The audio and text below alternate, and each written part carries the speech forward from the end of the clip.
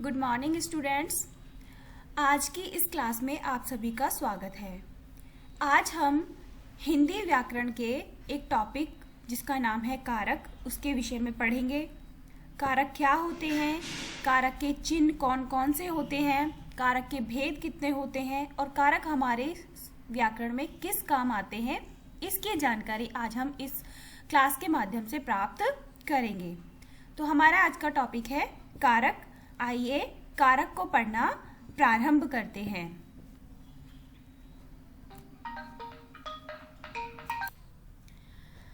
आपको स्क्रीन पर कुछ वाक्य दिखाई दे रहे हैं, जैसे पेड़ से पत्ते गिर रहे हैं, मैं हाथ से खाता हूं, संध्या ने शालिनी को चाय दी, मैं खाना खा रहा हूं।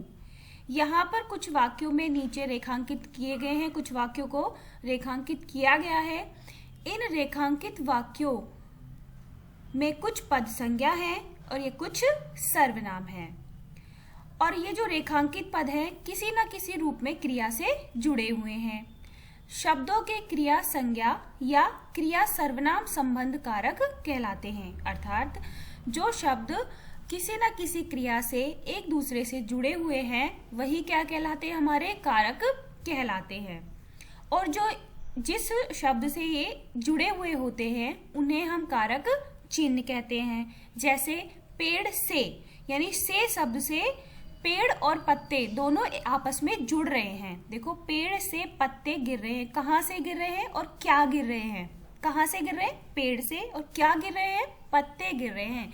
इसलिए ये पेड़ और पत्ते एक दूसरे से शब्द से जुड़े हुए हैं। जो ये से शब्द है वो कहलाएगा हमारा कारक चिन्ह। तो आप लोगों को समझ में आया कि जिन शब्दों से शब्द एक दूसरे से जुड़े हुए होते हैं वह कारक चिन्ह कहलाते हैं।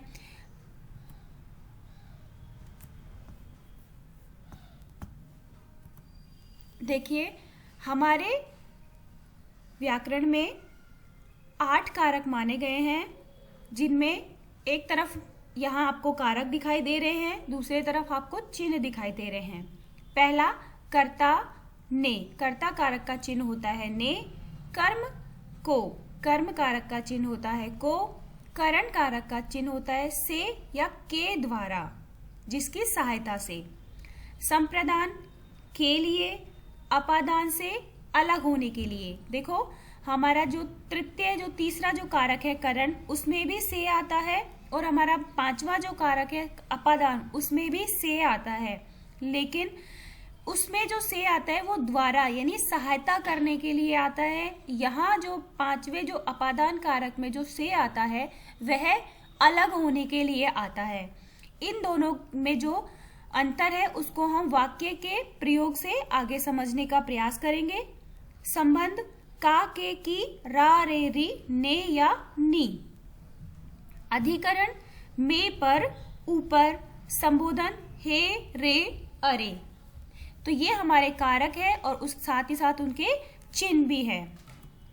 कारक के भेद, कारक के जैसा मैंने अभी बताया आपको 8 भेद होते हैं। कर्ता, कर्म, करण, संप्रदान, अपादान, संबंध, अधिकरण और एक संबोधन। साथ ही साथ इनके चिन्ह एक बार फिर से दे दिए गए हैं, इनको आप ध्यान से देखेंगे और समझने का प्रयास करेंगे। सबसे पहला हमारा होता है कर्ता कारक। कर्ता का की पहचान ने कारक चिन्ह के द्वारा होती है। अभी हमने पीछे देखा था कि कर्ता का जो चिन्ह होता है वह होता है ने। कर्ता कहते किसे हैं? कार्य को करने वाले को कर्ता कहा जाता है, ये हम सभी जानते हैं। कर्ता किसे कहते हैं? जो काम करता है वह क्या कहलाता है? हमारा कर्ता कहलाता है। और वह क्या काम कर रहा है, इसके इन चीजों को जोड़ने के लिए हम ने चिन्ह का प्रयोग करते हैं। देखिए, संज्ञा या सर्वनाम के जिस रूप से क्रिया करने वाले यानी कि कार्य करने वाले का पता चलता है उसे कर्ता कारक कहते हैं। यानी संज्ञा या सर्वनाम के जिस रूप से हमें काम करने वाले का पता चले। अभी अभी हमने बताया था कि कर्ता किसे कहते हैं? कार्य करने वाले को क्या कहते हैं? कर्ता कहते हैं। इसलिए संज्ञा या सर्वनाम के जिस रूप से हमें पता चले कि काम कौन कर रहा है उसे हम कहते हैं कर्ता। जैसे उदाहरण है, माँ ने सब्जी बनाई। माँ ने सब्जी बनाई, तो क्रिया कौन सी हो रही है? सब्जी बनाने की। क्रिया यहाँ पर कौन सी की जा रही है? सब्जी बनाने की, सब्जी बन रही है। अब क्रिया के जिस रूप से हमें पता चला कि काम कौन कर रहा है, काम कौन कर रहा है? यहाँ पर माँ। सब्जी किसने बनाई? माँ ने। तो माँ क्या हो गई? हमारी कर्ता हो गई, कर्ता हो गई। और इसके साथ ने चिन्ह लग रहा है तो ये हमारा क्या हो गया? कर्ता कारक हो गया। कौन सा कारक हो गया? ये कर्ता कारक हो गया। इस प्रकार जिस क्रिया के जिस रूप से हमें काम करने वाले का पता चलता है उसे हम कर्ता कारक कहते हैं। और कर्ता का जो पहचान होती है वह ने कारक चिन्ह के द्वारा होती है। जैसे मैंने खाना खाया। मैंने खाना खाया, खाना खाने का काम मैंने किया तो मैं क्या हो गया? कर्ता हो गया। और ने उसके साथ कारक चिन्ह से उसकी पहचान हो गई कि यह कौन सा कारक है? कर्ता कारक है। दूसरा आता है हमारा कर्म कारक। कर्म की पहचान को कारक चिन्ह के द्वारा होती है। जैसा अभी हमने पढ़ा था कि कर्ता कारक का चिन्ह होता है को। तो वाक्य में क्रिया का फल कर्ता पर न पड़कर किसी अन्य संज्ञा शब्द पर पड़ता है उसे कर्म कारक कहते हैं। वाक्य में क्रिया का फल कर्ता पर न पड़कर जिस अन्य संज्ञा शब्द पर पड़ता है उसे कर्म कारक कहते हैं। जैसे उदाहरण के तौर पर बालक गांव जाता है। उदाहरण के लिए हमने क्या लिया? बालक गांव जाता है। अब यहाँ पर को तो कहीं पर भी दिया हुआ नहीं है, लेकिन हम इसका अर्थ निकालेंगे बालक गांव को जाता है। ठीक है। अब यहाँ पर कर्ता हमारा हो गया बालक, क्रिया हो रही है जाने की, और क्रिया का फल कर्ता पर नहीं पड़ रहा है। किस पर पड़ रहा है? कर्म पर। क्यों पड़ रहा है? क्योंकि बालक गांव को जा रहा है। बालक कहाँ जा रहा है? गांव को जा रहा है। इसलिए यहाँ पर क्रिया का फल कर्ता पर न पड़कर किसी अन्य शब्द पर पड़ रहा है और उसे हम कहते हैं कर्म कारक।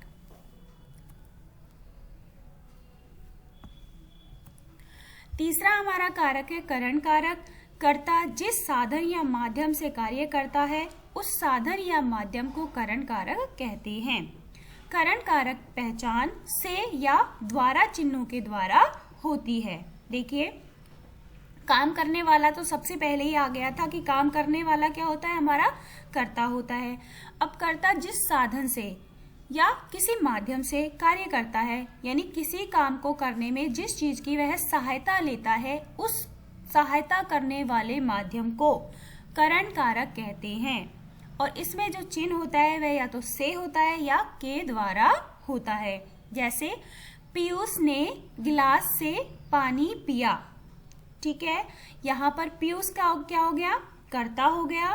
पानी पीना, पीना क्या हो गया? क्रिया हो गई। पीने का क्या किया गया है? काम किया गया, इसलिए यह क्या हो गई? हमारी क्रिया हो गई।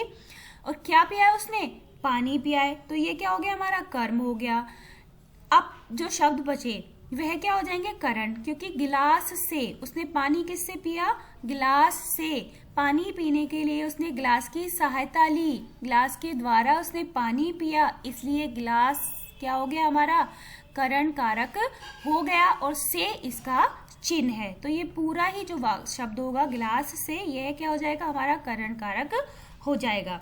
जैसे मैं जयपुर जाती हूँ, किससे? बस से। मैं बस से जयपुर जाती हूँ, या बस के द्वारा या ट्रेन के द्वारा जयपुर जाती हूँ। तो मेरे द्वारा कार्य किया गया जाने का, क्रिया हो गई जाने की, और मैंने जाने के लिए जिस साधन का प्रयोग किया वह क्या हो गया? हमारा करण कारक हो गया।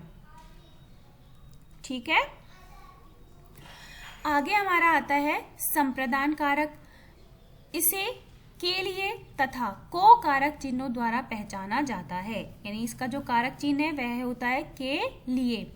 कर्ता जिसके लिए कार्य करता है या जिसे कुछ देता है, इसका पता जिस शब्द से चलता है उसे संप्रदान कारक कहते हैं। जैसे राजा भिखारी के लिए दान देता है। राजा भिखारी के लिए दान देता है। तो देने की यहाँ पर क्रिया हो गई। किसने दिया? राजा ने दिया, तो राजा यहाँ पर कर्ता हो गया। भिखारी के लिए, किसके लिए दिया? भिखारी के लिए, तो यह हमारा संप्रदान कारक हो गया, यानी कि राजा ने भिखारी के लिए क्या किया है? कार्य किया है। देखो यहाँ पर जो परिभाषा है वह है कर्ता जिसके लिए कार्य करता है, तो कर्ता हमारा हो गया राजा, और किसके लिए कार्य किया? भिखारी के लिए, तो वह जो जिसे कुछ देता है, इसका पता हमें इस शब्द से चल रहा है भिखारी के लिए, इसलिए यहाँ पर भिखारी के लिए यह क्या हो जाएगा? संप्रदान कारक हो जाएगा। पांचवा हमारा है अपादान कारक। संज्ञा या सर्वनाम के जिस रूप से अलग होने या तुलना करने का पता चलता है उसे अपादान कारक कहते हैं। देखो तीसरा जो कारक है करण कारक, उसमें भी से आता है और अपादान कारक में भी से आता है चिन्ह, लेकिन पहले भी मैंने बताया था और अब भी बता रही हूँ, ये ध्यान देने की बात है कि वहां पर जो से आता है वह साथ देने के योग में आता है, सहायता करने के योग में आता है, लेकिन यहाँ जो से आता है वह अलग करने के योग में आता है। जैसे पेड़ से पत्ता गिरता है, पत्ता कहाँ से गिर रहा है? पेड़ से, पेड़ हमारा कर्ता हो गया और पत्ता गिरने का काम कर रहा है, तो पेड़ से पत्ता अलग हो गया, इसलिए पेड़ से जो शब्द होगा वह होगा हमारा अपादान कारक। देखो राम पेन से लिखता है और पेड़ से पत्ता गिरता है, दो वाक्य अलग अलग वाक्य हो गए। राम पेन से लिखता है, पेड़ से पत्ता गिरता है, दोनों में से आया, लेकिन राम पेन से लिख रहा है तो यहाँ पर पेन किस सहायता की ली जा रही है? लिखने में, तो यहाँ पर कौन सा हो जाएगा? करण कारक हो जाएगा। लेकिन पेड़ से पत्ता गिर रहा है, यानी पेड़ तो ऊपर रह गया, उससे पत्ता अलग हो गया है, इसलिए यहाँ पर अपादान कारक होता है। छठा है हमारा संबंध कारक। संज्ञा या सर्वनाम के जिस रूप से उसका संबंध वाक्य के दूसरे संज्ञा शब्दों से प्रकट हो उसे रूप को संबंध कारक कहते हैं। इन्हें का, के, की, रा, रे, री, ने, नी आदि शब्दों चिन्हों से प्रकट किया जाता है। जैसे उदाहरण के लिए हम लेंगे, मोहन राम का भाई है। मोहन राम का भाई है, तो मोहन किसका भाई है? राम का, तो मोहन और राम में का चिन्ह से क्या हो रहा है? एक दूसरे में संबंध स्थापित हो रहा है। तो संज्ञा सर्वनाम के जिस रूप से उसका संबंध दूसरे शब्दों से पता चले वह हो जाता है हमारा संबंध कारक।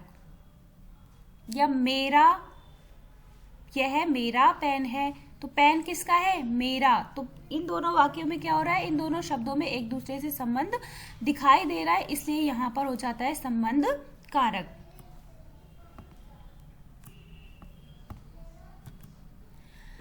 अधिकरण कारक। संज्ञा के जिस रूप से क्रिया के आधार, समय और स्थान, यानी कि कार्य के होने का स्थान या समय आदि का पता चले उसे अधिकरण कारक कहते हैं। और इसका जो चिन्ह होता है वह होता है में, पर, ऊपर।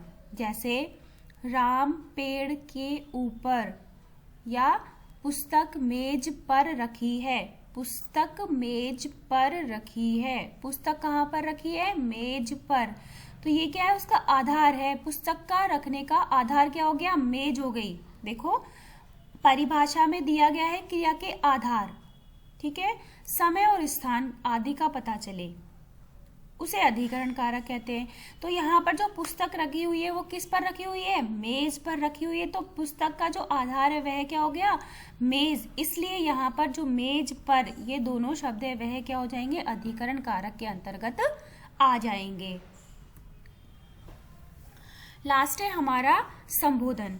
जिन संज्ञा शब्दों का प्रयोग किसी के संबोधन यानी कि किसी को आदर पूर्वक बुलाने के या पुकारने के लिए किया जाता है उन्हें संबोधन कारक कहते हैं। इन्हें हे, अरे, हे आदि कारक चिन्हों के द्वारा प्रकट किया जाता है।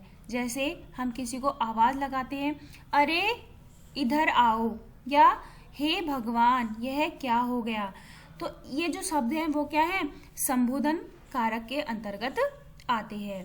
तो यह हमारा कारक का एक छोटा सा टॉपिक हुआ है जो हमारा समाप्त होता है। मुझे पूर्ण आशा है कि यह आपको समझ में आ गया होगा। वीडियो को ध्यान से देखें, सुनें और समझने की कोशिश करें। तब तक के लिए धन्यवाद।